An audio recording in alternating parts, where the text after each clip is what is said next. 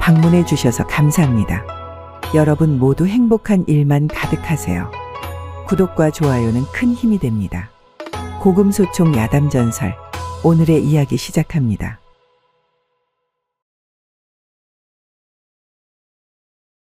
태풍인데 어느 포구면 어떠하냐. 한나그네가 통영포구에 있는 이름난 기생집을 찾아갔다. 너를 한번 품는 값이 얼마인고?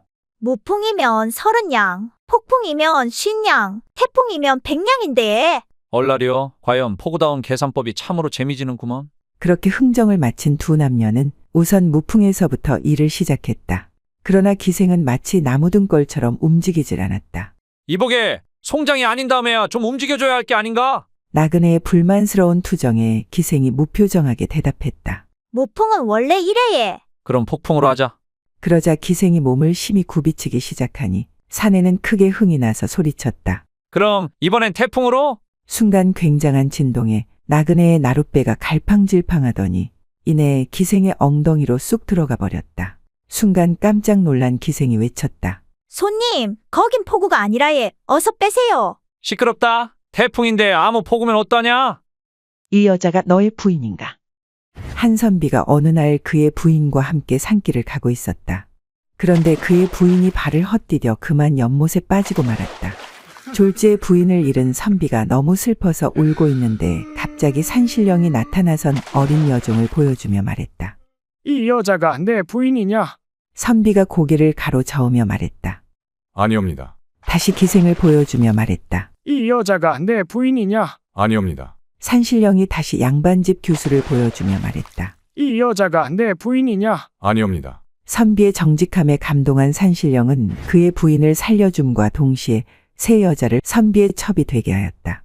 이 소문을 들은 이웃 선달이 예쁘기로 소문난 자기 부인을 두고도 욕심이 생겼다. 그래서 그의 부인과 함께 산속을 거닐다가 부인을 연못에 밀어 빠뜨렸다. 욕심 많은 선달은 예쁜 여자들을 상상하며 산신령을 애타게 기다렸다. 얼마 후 과연 산신령이 나타났다. 만면에 흐뭇한 미소를 지으며 바지춤을 끌어올리던 산신령이 선달에게 말했다. 고맙구나, 선달아. 지금부터 외눈박이를 죽입시다. 어떤 주막의 주인이 행방 때마다 아내에게 보내는 암호의 말이 있었는데 바로 외눈박이를 죽입시다라는 말이었답니다. 무릇 눈이 하나밖에 없는 외눈박이라 함은 대개 남자의 소중이를 말하는 것이었으니 그 말인즉슨 교합을 하자는 말이었죠. 어느 날 밤 삼경이 되자 남편이 아내에게 말하였답니다. 이제 외눈박이를 죽이는 것이 어떻겠소? 남편의 말에 아내가 온몸을 베베꼬으며 말하지 뭐겠습니까? 윗방의 나그네들이 아직도 깊이 잠들지 않았으니 사경쯤 되면 틈을 봐서 죽이는 것이 어떻겠어? 때마침 윗방에 있던 나그네 중 눈이 하나밖에 없는 자가 있었는데 그가 이 말을 듣고 크게 놀라 일어나서는 함께 자고 있던 여러 나그네들을 흔들어 깨우며 큰 소리로 비명을 지르는 것이 아니겠습니까? 이보시오. 나 좀 살려주시오. 나 좀 살려주시오. 커야 할 건 작고 작아야 할 건 크다. 어떤 사람의 아내가 버선 한 켤레를 만들어 남편에게 주었답니다. 그런데 남편이 그 버선을 신으려고 아무리 애를 써도 버선이 작아서 발이 들어가질 않는 것이 아니겠습니까? 이에 남편이 버선을 휙하고 집어던지는가 싶더니 혀까지 끌끌 차며 아내를 크게 책망하지 뭐겠습니까? 당신의 재주는 참으로 기괴하구려. 마땅히 좁아야 할 건 너무 넓어서 쓸모가 없고 마땅히 커야 할 건 좁아서 발에 맞지 않으니 무슨 놈의 재주가 이 모양이요? 그 말에 아내가 얼척이 없다는 듯 말하였답니다. 무엇이요? 당신의 물건은 어떠한 줄 아시오? 길고 굵어야 할 건 작아서 쓸모가 없고 마땅히 작아야 할 발만 나날이 커간께 그게 무슨 꼴이요? 그렇게 남편과 아내는 서로의 쓸모없는 물건을 책망하며 밤을 지새웠다고 합니다. 네 아버지가 저리 길면 내 원이 없지. 어느 선비가 슬하에 5살 난 딸 하나를 두었는데 매우 총명했다. 어느 날 밤 선비 부부가 일을 치르는데 어린 딸이 깨어나 아버지의 약물을 보고 말하였다. 아버지, 그것은 무엇이래요? 무안해진 선비가 다급히 얼버무리며 말하였다. 이것은 꼬리요. 꼬리 알지? 며칠 뒤 마구간에서 말의 약물이 까딱까딱 움직이는 것을 본 딸이 급히 어머니를 부르며 말하였다. 어머니, 아버지 꼬리가 왜 저기 달린 거야? 이에 어머니가 한숨을 푹 쉬며 말하였다. 저것은 말의 꼬리지 아버지의 꼬리가 아니오. 네 아버지 꼬리가 저 말꼬리처럼 클짝시면 내 무슨 원이 있겠어? 은큼한 김초씨의 이쁜 여종 달래기. 하루는 여종 곱단이가 담벼락 밑에서 훌쩍훌쩍 울고 있었는데 엉큼한 김초씨가 위로해주는 척 곱단이에게 물었다. 예, 곱단아. 너 왜 그리 울고 있느냐? 마당새 놈이 저를 희롱하고는 달아났어요. 그러자 김초씨가 슬쩍 곱단이의 손을 잡더니 물었다. 이렇게 말이더냐? 그것보다 더 했사와요. 이번에는 김초씨가 곱단이를 슬쩍 끌어안더니 말했다. 이렇게 말이더냐? 그것보다 더 했지요. 그 말에 김초씨가 곱단이 가슴에 잽싸게 손을 넣으며 말했다. 이렇게 말이더냐? 이것보다 더 했지요. 그러자 김초씨가 곱단이의 허벅지에 손을 넣으며 말했다. 이렇게 말이냐? 예, 바로 그렇게 했사와요. 저런 몹쓸 놈이 있나? 그래서 가만히 있었단 말이냐? 그러자 곱단이가 김초씨의 따귀를 후려갈기며 말했다. 그래서 저도 이렇게 따귀를 날려줬지 뭐겠어요? 갑과 을 둘 다 그렇고 그렇다. 어느 하루 갑과 을 두 사람이 옥중에 함께 있었는데 서로의 처지를 위로하며 대화를 하고 있었답니다. 먼저 갑이 을에게 묻는 것이었습니다. 당신은 무슨 죄로 이렇게 되었소? 나는 엎드려 자다가 이렇게 되었지 뭐겠소. 그 말에 갑이 의아해하며 물었답니다. 아니 엎드려 잔 것도 죄가 되는 법이 있었소. 갑의 물음에 을이 멋쩍어하며 말하는 것이었답니다. 내 배 밑에 사람이 있었지 뭐겠소. 거참. 그러면 당신은 어떤 이유로 여기에 왔소? 을의 물음에 갑이 답했답니다. 나는 어떤 밧줄의 끝을 잡고 간 이유로 왔지요. 아니 밧줄을 잡은 것도 죄가 된단 말이오. 나라법이 어쩜 이리도 팍팍하오? 그러자 갑이 싱긋 웃으며 답했답니다. 밧줄 끝에 어떤 짐승이 매달려 있었지 뭐겠소.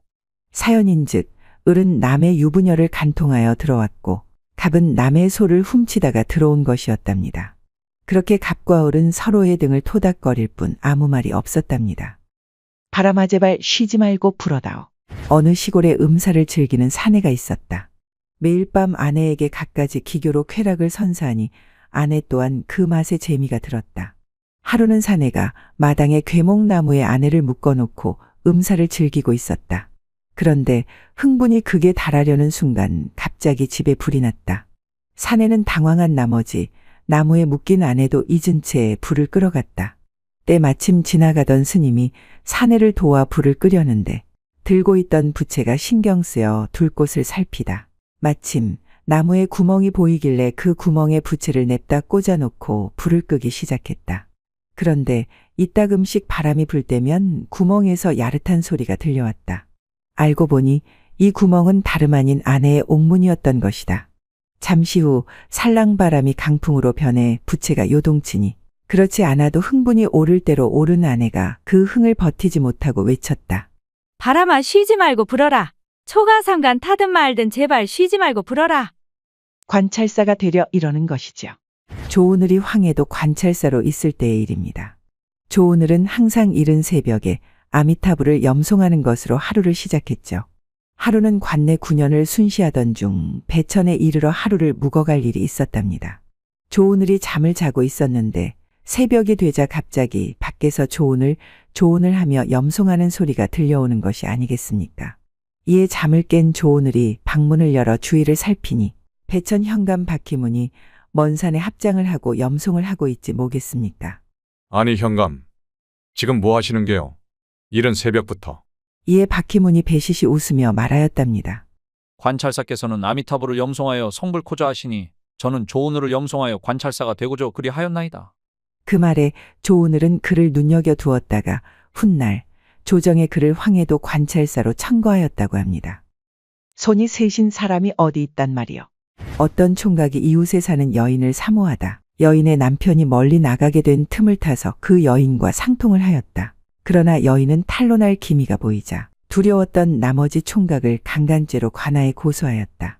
이에 사또가 여인에게 물었다. 저 사내가 너를 범하려 할 때 왜 그를 막지 않았는고? 사또의 말에 여인이 원통해하며 말하였다. 저 총각이 쇳내를 범할 적에 한 손으로 저희 두 손을 잡고 다른 손으로 저희 입을 막고 또 다른 한 손으로 그의 물건을 집어넣으니 저와 같이 연약한 여자가 어떻게 저항할 수 있었겠어요? 그 말에 사또가 한참 생각을 하더니 곧 크게 노하며 말했다. 천하에 손이 3개나 되는 사람이 어디에 있는고? 너는 무고의 윤을 면치 못할 것이야.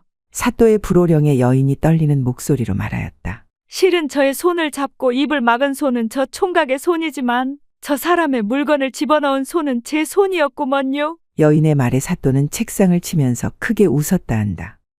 어느 것이 내 상전의 이빨이더냐.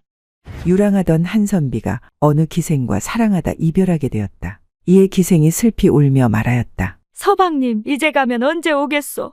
원컨대 이빨 한 개라도 정표로 남겨두고 가시오. 당신 이빨을 남편 삼아 평생 수절하고 살 것이오. 이에 크게 감격한 선비가 당장의 생리 하나를 빼어주고 길을 나섰다. 한참을 길을 걷다 보니 불현듯 이유모를 눈물이 솟구쳐 하염없이 울고 있었다. 때마침 지나가던 한 나그네가 이를 보고 우는 까닭을 묻는 것이었다. 이보시오. 어찌 이리 슬피 우시는 게요?